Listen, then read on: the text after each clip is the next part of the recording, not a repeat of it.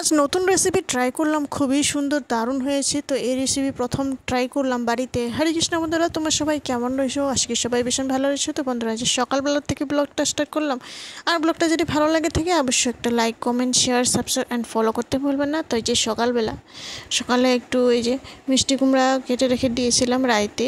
তো সকালবেলা তেলের মধ্যে একটু কালো জিরা দিয়ে সুন্দর তেজপাতা দুইটা দিয়ে সুন্দর করে এই যে দেখুন সুন্দর ভাজাভাজি করে নিলাম একটু হলুদ লবণ দিয়ে। তো সকালে ভগবানেরও দেওয়া হয়ে যায়, নিজেও প্রসাদ পাওয়া হয়ে যায়, তখন আরও চিন্তা নাই। তো এই যে সকালবেলায় রুটি করে নিলাম, একটু শুকনো রুটি করলাম। তো 2-3-4টা মতো শুকনো রুটি করে আগে ভগবানের জন্য রেখে দিয়েছি। তারপরে যে অনুরাধাকে দিয়ে দিই। সকালের ব্রেকফাস্টও খেয়ে নেই অনুরাধা। তারপরে এটিকে আমি পূজার কামও করে নিই, একেবারে ভগবানের প্রসাদও দেওয়া হয়ে যায়। তারপর এখানে আবার সকালের প্রসাদ একেবারে সকালের ব্রেকফাস্টও হয়ে যায়। তো এই যে সকালবেলা সুন্দর হয়েছে মিষ্টি কুমড়ার সবজিটি। তো সকালে ব্রেকফাস্ট করে তো এখন আবার দুপুরে রান্নাবান্না। তো চলো, তো আজ নতুন রেসিপি ট্রাই করব। তো এগুলো হলো কচুর ডান্টি কচু, কী করে শলা কচুর। তো এগুলো হলো শলা কচুগুলো সুন্দর করে 2 সাইজ করে কেটে ছুলে সুন্দর করে মাঝখানে 4 ভাগ মতো হয়ে যায়। তো ওই যে ছোটো করে কুচি করে এইভাবে আলুর মতো, মানে একটু মাঝখানে একটু গ্যাপ রাখতে লাগবে। তারপর দুই পিছনে মানে এইভাবে ছোট করে কুচি করে এইভাবে একটু স্লাইস মতো এইভাবে করে নিব। তারপর হলুদ লবণ দিয়ে জলে একটু ভাপিয়ে নেব 2-3 মিনিট। তারপর একটু সেদ্ধ হয়ে যায়। তারপর একটু এই যে দেখুন বেসনে হলুদ লবণ দিয়ে একটু লাল লঙ্কার গুঁড়া দিয়ে আমরা এই যে তেলের মধ্যে সুন্দর করে 3-4 বার মতো এইভাবে উলট পালট করে আমরা সুন্দর করে ভাজাভাজি করে নেব, এইভাবে লাল করে। এই যে দেখুন কি সুন্দর হয়েছে। তো এখন হলো কচুগুলোর সস্তা, একদম বেশি নাম 20-10 টাকা মতো পাওয়াই যায় এখন, আবার সিজনের বস্তু না।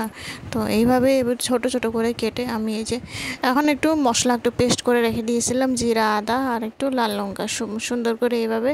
তারপর ওই তেলের মধ্যে আমি এই যে দেখুন একটু লং, এলাইচি, বড় এলাইচি, তারপর একটু গরম মশলা সুন্দর করে গোটাই একেবারে আমি তেলের মধ্যে ফোড়ন দিয়ে, তারপর তেজপাতা দিয়েছি, 5 ফোড়ন। তারপরে এই যে দেখুন সুন্দর করে পেস্টগুলো মশলাগুলো সুন্দর করে আগে তেলের মধ্যে ভাজাভাজি করে টমেটো 2টা মতো কেটে দিয়েছি। তারপরে এই যে একটু মিক্সিতে পেস্ট করে রেখে দিয়েছিলাম, হলুদ লবণ দিয়ে, তারপর লাল লঙ্কার গুঁড়া দিয়ে, একটুখানি ধনিয়া গুঁড়া দিয়ে সুন্দর করে এই যে দেখুন ভাজাভাজি করে।